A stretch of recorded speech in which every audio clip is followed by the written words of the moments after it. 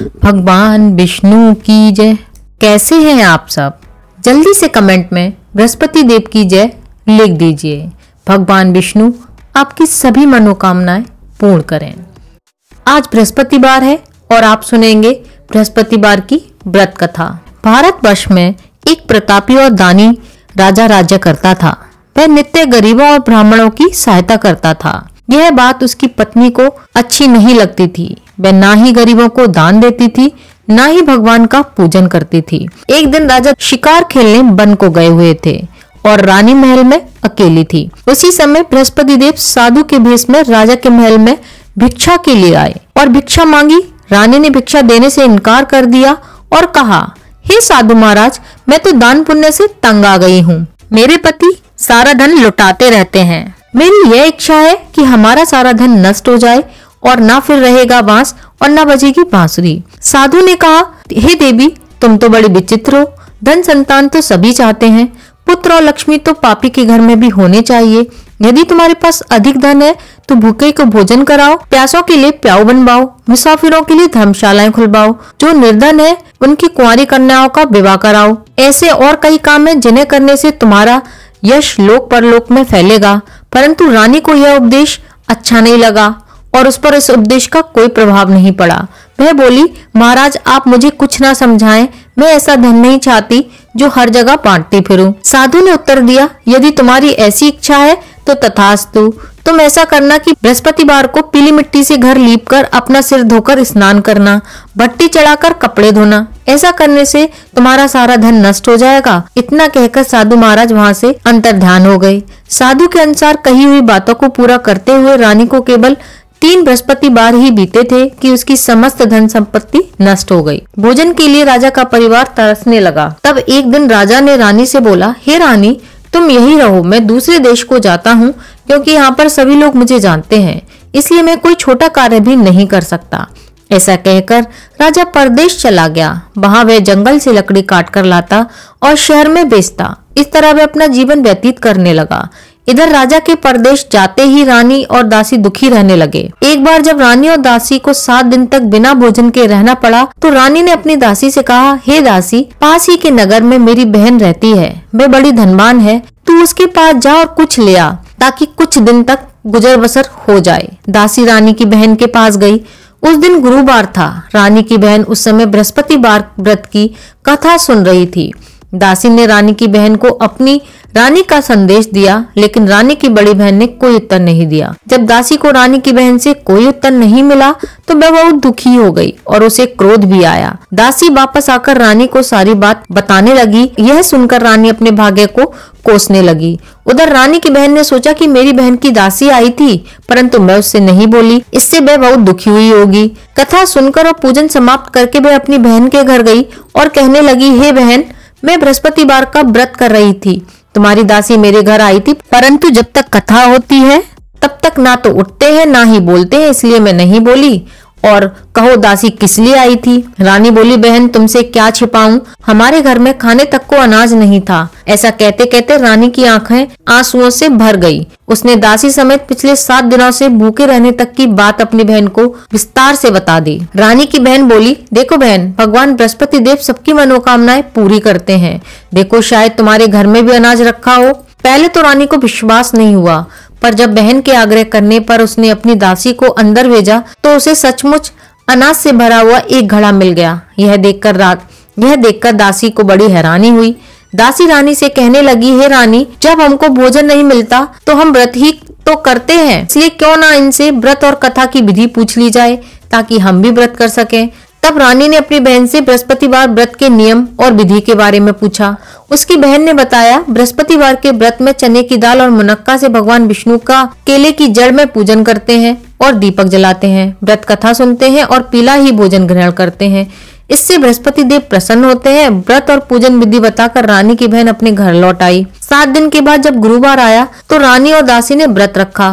गुड़शाल में जाकर चना और गुड़ लेकर आई। फिर उसने केले की जड़ तथा भगवान विष्णु का पूजन किया। अब पीला भोजन कहाँ से लाएं? इस बात को लेकर दोनों बहुत दुखी थीं। चूंकि उन्होंने व्रत रखा था इसलिए बृहस्पति देव उनसे प्रसन्न थे। इसलिए वे एक साधारण व्यक्ति का रूप धारण करके 2 थालों में सुंदर पीला भोजन दासी को दे गए। भोजन पाकर दासी प्रसन्न हुई और फिर रानी के साथ मिलकर भोजन ग्रहण किया। उसके बाद वे सभी गुरुवार को व्रत और पूजन करने लगी। बृहस्पति भगवान की कृपा से उनके पास फिर से धन संपत्ति आ गई, परंतु रानी फिर से पहले की तरह आलस्य करने लगी। तब दासी बोली, देखो रानी, तुम पहले भी इस तरह आलस्य किया करती थी, तुम्हें धन रखने में कष्ट होता था, इस कारण सभी धन नष्ट हो गया, और अब जब भगवान बृहस्पति की कृपा से धन मिला है तो तुम्हें फिर से आलस्य होता है। रानी को समझाते हुए दासी कहती है कि बड़ी मुसीबतों के बाद हमने यह धन फिर से पाया है, इसलिए हमें दान पुण्य करना चाहिए, भूखे मनुष्यों को भोजन कराना चाहिए और धन को शुभ कार्यों में खर्च करना चाहिए, जिससे तुम्हारे कुल का यश बढ़ेगा, स्वर्ग की प्राप्ति होगी और पितृ भी प्रसन्न होंगे। दासी की बात मानकर रानी अपना धन शुभ कार्यों में खर्च करने लगी, जिससे पूरे नगर में उसका यश फैलने लगा। एक दिन राजा दुखी होकर जंगल में एक पेड़ के नीचे आसन जमाकर बैठ गया। वह अपनी दशा को याद करके व्याकुल होने लगा। बृहस्पतिवार का दिन था। एकाएक उसने देखा कि निर्जन वन में एक साधु प्रकट हुए। वह साधु वेश में स्वयं बृहस्पति देवता थे। लकड़हारे के सामने आकर बोले, हे लकड़हारे, तू इस सुनसान जंगल में क्या कर रहा है और चिंतामग्न क्यों बैठा है? लकड़हारे ने दोनों हाथ जोड़कर प्रणाम किया और उत्तर दिया, हे महात्मा जी, आप तो सब कुछ जानते हैं, अब मैं क्या कहूँ।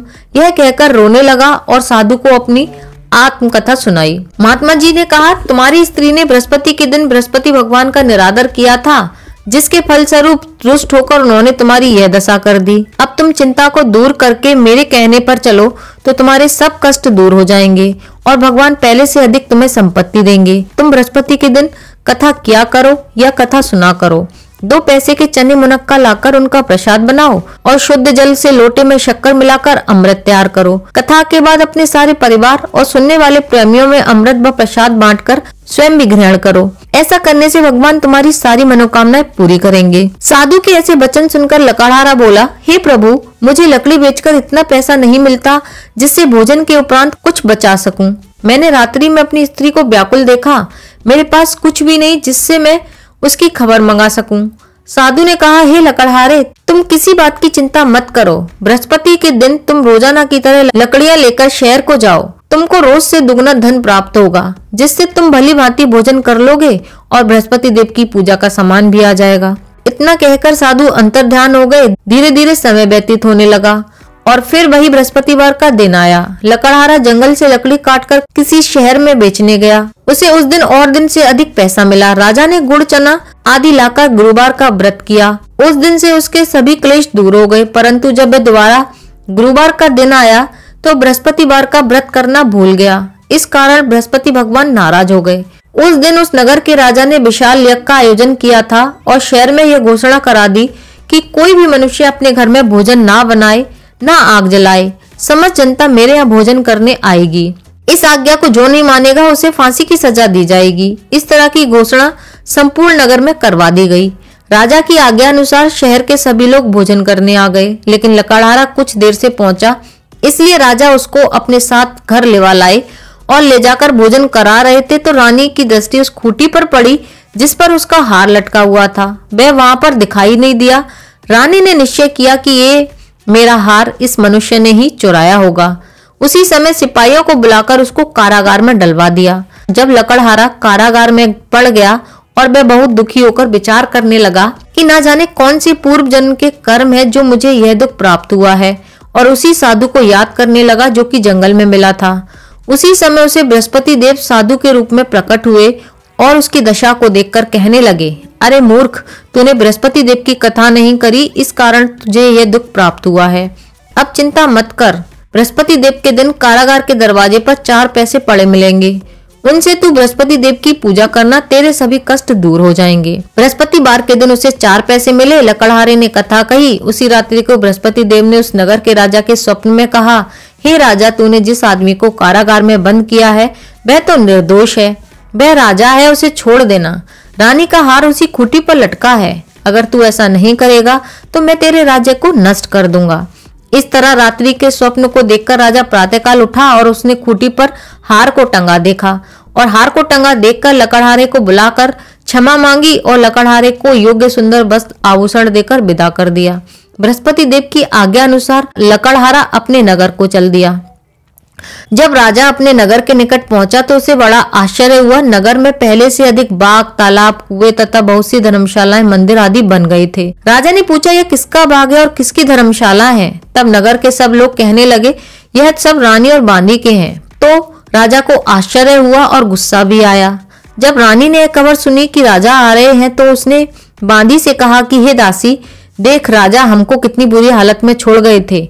हमारी ऐसी हालत देखकर वे लौट ना जाएं, इसलिए तू दरवाजे पर खड़ी हो जा। रानी की आज्ञा अनुसार दासी दरवाजे पर खड़ी हो गई। राजा आए तो उन्हें अपने साथ लेवा लाई। जब राजा ने क्रोध करके अपनी रानी से पूछा कि यह धन तुझे कैसे प्राप्त हुआ, तब उन्होंने कहा कि हमें यह सब धन बृहस्पति देव के इस व्रत के प्रभाव से प्राप्त हुआ है। राजा ने निश्चय किया कि 7 रोज बाद तो सभी बृहस्पति देव का पूजन करते हैं, परंतु मैं प्रतिदिन दिन में 3 बार कहानी तथा रोज व्रत किया करूंगा। अब हर समय राजा के दुपट्टे में चने की दाल बंधी रहती और दिन में 3 बार कहानी कहता। एक रोज राजा ने विचार किया कि चलो अपनी बहन के यहाँ हो आए। इस तरह निश्चय कर राजा घोड़े पर सवार होकर अपनी बहन के यहाँ चलने लगा। मार्ग में उसने देखा कि कुछ आदमी एक मुर्दे को लिए जा रहे हैं। उन्हें रोककर राजा कहने लगा, अरे भाइयों रुको, मेरे बृहस्पति देव की कथा सुन लो। वे बोले, ये लोग कैसा आदमी है? हमारा तो आदमी मर गया है, इसे अपनी कथा की पड़ी है। परंतु कुछ आदमी बोले, अच्छा कहो, हम तुम्हारी कथा भी सुनेंगे। राजा ने दाल निकाली और जब कथा आदि हुई थी तो मुर्दा हिलने लगा, और जब कथा समाप्त हुई तो राम राम कह के मनुष्य खड़ा हो गया। आगे मार्ग में उसे एक किसान खेत में हल चलाता मिला। राजा ने उसे देख और उससे बोला, अरे भाई, तुम मेरी बृहस्पतिवार की कथा सुन लो। किसान बोला, जब तक मैं तेरी कथा सुनूंगा तब तक 4 हरैया और जोत लूंगा। जा अपनी कथा किसी और को सुनाना। इस तरह राजा आगे चलने लगा। राजा के हटते ही बैल पछाड़ खाकर गिर गए और तथा किसान के पेट में बड़ी जोर से दर्द होने लगा। उस समय उसकी माँ रोटी लेकर आई थी। उसने जब यह देखा तो अपने पुत्र से सब हाल पूछा और बेटे ने सभी हाल कह दिया। तो बुढ़िया दौड़ी दौड़ी उस घुड़सवार के पास गई और उससे बोली कि मैं तेरी कथा सुनूंगी, तू अपनी कथा मेरे खेत पर चलकर ही कहना। राजा ने बुढ़िया के खेत पर जाकर कथा कही, जिसे सुनते ही बैल उठ खड़े हुए तथा किसान के पेट का दर्द भी बंद हो गया। राजा अपनी बहन के यहाँ पहुंचा और बहन ने भाई की खूब मेहमानी की। दूसरे रोज प्रातःकाल राजा जगा और वह देखने लगा कि सब लोग भोजन कर रहे हैं। राजा ने अपनी बहन से कहा, बहन, कोई ऐसा मनुष्य है जिसने भोजन नहीं किया हो? मेरी बृहस्पतिवार की कथा सुन ले। बहन बोली, भैया, यह देश तो ऐसा ही है, यहाँ पहले यहाँ लोग भोजन करते हैं, बाद में अन्य काम करते हैं। अगर कोई पड़ोस में है तो देखाऊं। वह ऐसा कहकर देखने चली गई, परंतु उसे कोई ऐसा व्यक्ति नहीं मिला जिसने भोजन ना किया हो। अंत में वह एक कुमार के घर गई जिसका लड़का बीमार था। उसे मालूम हुआ कि उनके यहाँ 3 दिन से किसी ने भी भोजन नहीं किया है। रानी ने अपने भाई की कथा सुनने के लिए कुमार से कहा। वह तैयार हो गया। राजा ने जाकर बृहस्पतिवार की कथा कही, जिसको सुनकर उसका लड़का ठीक हो गया। अब तो राजा की प्रशंसा होने लगी। एक रोज राजा ने अपनी बहन से कहा कि हे बहन, हम अब अपने घर जाएंगे, तुम भी तैयार हो जाओ। राजा की बहन ने अपनी सास से कहा। सास ने कहा, चली तो जा, परंतु अपने लड़कों को मत लेके जाना, क्योंकि तेरे भाई के कोई औलाद नहीं है। बहन ने अपने भाई से कहा, हे भैया, मैं तो चलूंगी, पर कोई बालक नहीं जाएगा। इस पर राजा ने कहा, जब कोई बालक ही नहीं जाएगा तो तुम ही क्या करोगी? बड़े दुखी मन से राजा अपने नगर को लौट आया। राजा ने अपनी रानी से कहा, हम निर्वंशी हैं, हमारा मुंह देखने का कोई धर्म नहीं है और कुछ भोजन आदि नहीं किया। रानी बोली, हे प्रभु, बृहस्पति देव ने हमें सब कुछ दिया है, वे हमें औलाद भी अवश्य देंगे। उसी रात को बृहस्पति देव ने राजा के स्वप्न में कहा, हे राजा, उठ, सभी सोच त्याग दे, तेरी रानी गर्भ से है। राजा यह बात सुनकर बहुत ही खुश हुआ। 90 महीने में उसके गर्भ से एक सुंदर पुत्र पैदा हुआ। जब राजा बोला, हे रानी, स्त्री बिना भोजन के रह सकती है, पर बिना कहे नहीं रह सकती। जब मेरी बहन आए तो मुझसे कुछ मत कहना। रानी ने सुनकर हाँ कर दिया। जब राजा की बहन ने यह शुभ समाचार सुना तो वह बहुत ही खुश हुई और बधाई लेकर अपने भाई के यहाँ आई। तभी रानी ने कहा, घोड़ा चढ़कर तो आई नहीं, गधा चढ़ी आई। राजा की बहन बोली, भाभी, मैं इस प्रकार नहीं कहती तो तुम्हें औलाद कैसे मिलती? बृहस्पति देव ऐसे ही हैं, जैसी जिसकी मन में कामना है सभी को पूर्ण करते हैं। जो सद्भावना पूर्वक बृहस्पतिवार का व्रत करता है एवं कथा पढ़ता है और सुनता है और दूसरों को सुनाता है, बृहस्पति देव उसकी सभी मनोकामनाएं पूर्ण करते हैं। भगवान बृहस्पति देव उसकी सदैव रक्षा करते हैं।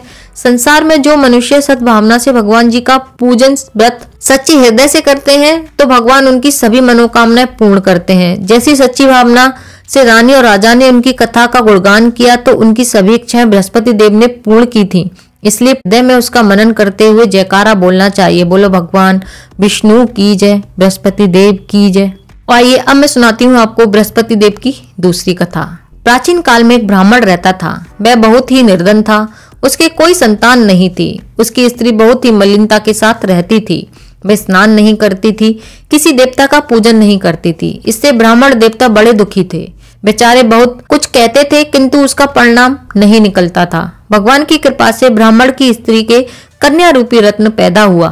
कन्या बड़ी होने लगी और बड़ी होने पर प्रातः स्नान करके भगवान विष्णु का जाप व बृहस्पतिवार का व्रत करने लगी। अपने पूजन पाठ को समाप्त करते ही विद्यालय जाती और अपनी मुट्ठी में जौ भर के ले जाती और पाठशाला के मार्ग में डालती जाती थी। तब ये जौ स्वर्ण के हो जाते थे। लौटते समय उनको बीनकर घर ले आती थी। एक दिन में बालिका सूप में सोने के जौ फटक कर साफ कर रही थी कि उसके पिता ने देख लिया और कहा, हे बेटी, सोने के जौ के लिए सोने का सूप होना चाहिए। दूसरे दिन बृहस्पतिवार था। इस कन्या ने व्रत रखा और बृहस्पति देव से प्रार्थना की, हे बृहस्पति देव, अगर मैंने आपकी पूजा सच्चे मन से की हो तो मुझे सोने का सूप दे दो। बृहस्पति देव ने उसकी प्रार्थना स्वीकार कर ली। रोजाना की तरह जब वह कन्या जौ फैलाती हुई जाने लगी और जब लौटकर जौ बीन रही थी तो बृहस्पति देव की कृपा से उसे सोने का सूप मिल गया। उसे वह घर ले आई और उसमें जौ साफ करने लगी, परंतु उसकी माँ का वही ढंग रहा। एक दिन की बात है कि वह कन्या सोने के सूप में जौ साफ कर रही थी।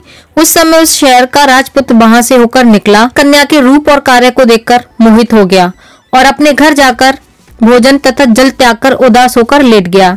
राजा को इस बात का पता लगा तो उसने अपने प्रधानमंत्री के साथ उसके पास गए और बोले, हे बेटा, तुम्हें किस बात का कष्ट है? किसी ने अपमान किया है क्या और कोई कारण है? सो कहो, मैं वही कार्य करूंगा जिससे तुम्हें प्रसन्नता हो। अपने पिता की राजकुमार ने बातें सुनी और वह बोला, मुझे आपकी कृपा से किसी बात का कोई दुख नहीं है। किसी ने मेरा अपमान भी नहीं किया है, परंतु मैं उस लड़की से विवाह करना चाहता हूँ जो सोने के सूप में जौ साफ कर रही थी।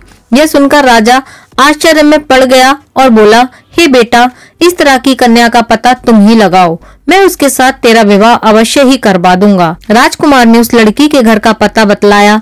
तब मंत्री उस लड़की के घर गए और ब्राह्मण देवता को सभी हाल बतलाया।